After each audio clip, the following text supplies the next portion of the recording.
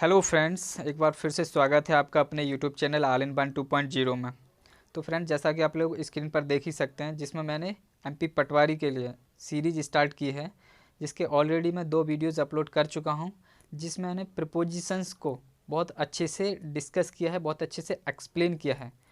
अगर आपको इंग्लिश बिल्कुल नहीं आती तो भी आप इस चीज़ को देख सकते हैं और अपने फैमिली के जो भी स्टूडेंट्स हैं छोटी क्लास में उनको भी दिखा सकते हैं, क्योंकि बहुत ही अच्छे से और बहुत ही बेसिक कॉन्सेप्ट मैंने इसको एक्सप्लेन किया है और आपको एग्ज़ाम में डेफिनेटली ये देखने को मिलेंगे। और आज के इस वीडियो में मैं और कुछ वीडियोस को और कुछ प्रिपोजिशंस को डिस्कस करेंगे। तो चलिए फिर हम शुरू करते हैं। सबसे पहला हमारा प्रिपोजिशंस है बाय और विद। तो सबसे पहले हम इसकी हिंदी डेफिनेशंस को देखते हैं।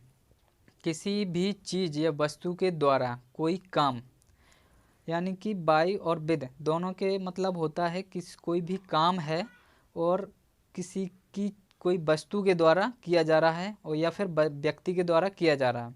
यानी कि बाय का यूज़ हम कब करते हैं? Mostly time non living thing के लिए करते हैं, यानी कि कोई चीज़ के द्वारा कोई काम हुआ जा रहा हो।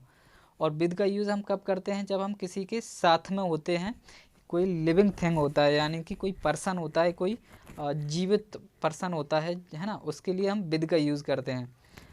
ठीक है फ्रेंड्स, आप लोगों को अच्छे से सिर्फ अगर एक वर्ड में आपको दिमाग में रखना है तो बाय और विद दोनों का मतलब होता है के द्वारा और के साथ।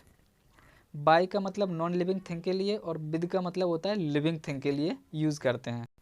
तो चलिए फ्रेंड्स, अब हम इसके एग्जाम्पल को देखते हैं।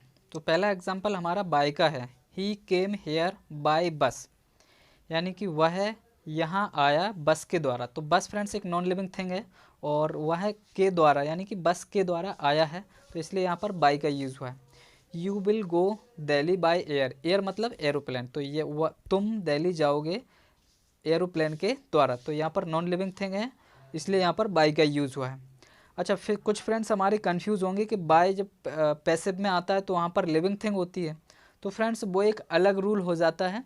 फिलहाल आपको यहाँ पर ये याद रखना है कि बाय का यूज़ मोस्टली टाइम मैंने बोला है नॉन लिविंग थिंग के लिए यूज़ होता है। इसी प्रकार विद होता है। विद का एग्जांपल हम देखते हैं। अमन लिव्स विद हिज अंकल, यानी अमन जो है वो अपने अंकल के साथ रहता है, यानी कि के साथ। विद का मतलब के साथ होता है, मैंने बताया ऊपर। अंकित टुक फूड विद हिज पेरेंट्स, यानी अंकित ने खाना खाया अपने पेरेंट्स के साथ। तो बाय और विद का आई थिंक आपको ये चीज़ कॉन्सेप्ट क्लियर हुआ होगा कि के द्वारा और के साथ इनका यूज़ होता है।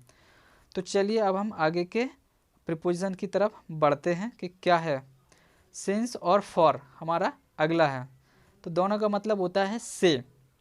कोई भी काम एक निश्चित समय के लिए हो तो, यानी पॉइंट ऑफ टाइम, एक निश्चित टाइम कर देते हैं, एग्जैक्ट टाइम, तो वहाँ पर हम सिंस का यूज़ करते हैं।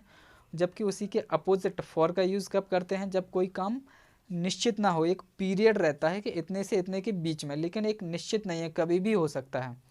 तो दोनों का मतलब ही से होता है, ध्यान रखें आप। और लेकिन सिंस एक पॉइंट ऑफ टाइम होता है, यानी कि एक निश्चित का समय होता है, जबकि फॉर वो होता है अनिश्चित होता है। आप लोगों ने टेंस भी पढ़े होंगे, प्रेजेंट के, पास्ट के, फ्यूचर के, जब लास्ट होते हैं प्रेजेंट परफेक्ट कंटिन्यूअस, वहाँ पर भी आपको ये चीज़ देखने को मिलती है। ठीक है फ्रेंड्स, तो चलिए अब हम इनको एग्जाम्पल के थ्रू समझते हैं कैसे ये आते हैं। Rahul was studying since 2 o'clock। तो अब अगर यहाँ पर आप देखेंगे तो 2 o'clock जो लास्ट पे लिखा हुआ है वो एक पॉइंट ऑफ टाइम है, एक एग्जैक्ट टाइम है, हमको पता चल रहा है कि 2 बजे हैं। इसी प्रकार नेक्स्ट है I am waiting here since morning. Since morning, morning एक निश्चित टाइम होता है ना, जबकि अगर हम बता दें उसी में कि घंटे या ईयर, तो वो एक अनिश्चित टाइम हो जाता है। जैसे कि नीचे लिखा हुआ है Komal has lived here for 4 years, यानी कि कोमल यहाँ रहा है 4 ईयर से, मतलब 4 ईयर तक रहा है यहाँ पर, है ना। इसी प्रकार नेक्स्ट एग्जांपल है Sonu was flying kite for 3 hours, यानी सोनू जो है वो 3 घंटे से पतंग उड़ा रहा है। तो 3 घंटे कौन से हैं? सुबह के 3 घंटे हैं, दोपहर के हैं, कि शाम के हैं, कि रात के हैं, मालूम नहीं है। एक पीरियड है 3 घंटे का, तो इसलिए इसमें यहाँ पर डिफाइन नहीं किया जा सकता कि कौन से हैं। तो आपको सिंपल भाषा में सिंस निश्चित के लिए, एक पॉइंट ऑफ टाइम के लिए, फॉर पीरियड ऑफ टाइम के लिए। ठीक है, आई होप ये चीज़ भी आपको क्लियर हुई होगी। अब चलते हैं हम अपने नेक्स्ट प्रिपोजिशंस की तरफ, जिसमें हम अब बहुत अच्छे से एक्सप्लेन किया कर रहे हैं, आपको को समझ में आ रहा होगा। नेक्स्ट हमारा ऑफ, फ्रॉम, से, दोनों का मतलब भी यही होता है, से। किन्हीं दो वस्तुओं के बीच कोई संबंध तोड़ने के लिए हम इसका यूज़ करते हैं। और फ्रॉम का मतलब भी फ्रेंड्स आप देखेंगे तो यहाँ क्या लिखा है, किन्हीं दो व्यक्तियों के बीच संबंध तोड़ने के लिए। अच्छा, अब आप लोगों को थोड़ा सा समझ में आएगा कि ऑफ मतलब किन्हीं दो जो लिविंग नॉन लिविंग थिंग है, कोई चीज़ है, उनके बीच जब हम संबंध तोड़ेंगे, कोई चीज़ बंद करेंगे, तो वहाँ ओ डबल एफ का यूज़ करेंगे, ओ एफ एफ का यूज़ करेंगे।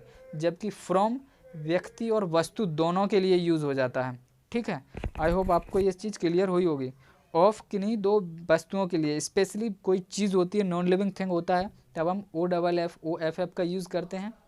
और फ्रॉम व्यक्तियों और वस्तुओं दोनों के लिए यूज़ हो जाता है।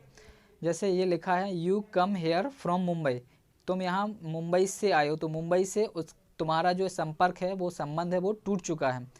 ही डाइड फ्रॉम एक्सीडेंट, वह एक्सीडेंट से मर गया है। अच्छा, एक चीज़ यहाँ पर और क्लियर कर देता हूँ मैं आपको। आप देख रहे हैं पहला जो लिखा है, I put off this matter, पहले ओ डबल एफ का एग्जाम्पल है। तो यानी ओ डबल एफ जो होता है, इसका कई बार फिक्स प्रपोजिशंस के रूप में भी यूज़ किया जाता है। जैसे यहाँ लिखा है, I put off this matter, पहला एग्जाम्पल है, तो इसका मतलब है मैंने इस मैटर को, इस जो मैटर है उसको पोस्टपोन कर दिया है, टाल दिया है। तो यानी हमारा हाल का जो संबंध है इस मैटर से वो टूट चुका है। इसी प्रकार यहाँ जो लिखा है, डाइड फ्रॉम एक्सीडेंट, तो इसका मतलब है वो एक्सीडेंट से मर चुका है। ये भी एक फिक्स प्रपोजिशन है। तो फ्रेंड्स, अब आप लोगों को मैं एक छोटा सा रूल्स और बताना चाहता हूँ। मोस्टली प्रीपोजिशंस के बाद मेन वर्ब की आईएनजी फॉर्म का यूज़ होता है। आप अपने दिमाग में रखें कि जो भी मैंने प्रीपोजिशंस पढ़ाए हैं, before, since, of, O F F, है ना, जो भी प्रीपोजिशंस होते हैं, और भी इन, इनटू, इनके बाद मोस्टली टाइम मेन वर्ब की अगर आपको फॉर्म आती है तो उसमें आईएनजी फॉर्म आपको देखने को ज़रूर मिलेगी। इतना आप अपने दिमाग में रख लें। ठीक है फ्रेंड्स, तो वीडियो अच्छा लगा होगा आप लोगों को, आई होप। और वीडियो अच्छा लगा तो चैनल को ज़रूर सब्सक्राइब करें, वीडियो को लाइक करें और शेयर करें, क्योंकि ये फ्रेंड्स बहुत ही इम्पोर्टेंट हैं। और आप अपने छोटे घर में बच्चों को भी दिखा सकते हैं, उनका भी बेसिक कॉन्सेप्ट क्लियर करा सकते हैं। तो चलिए मिलते हैं नेक्स्ट वीडियो।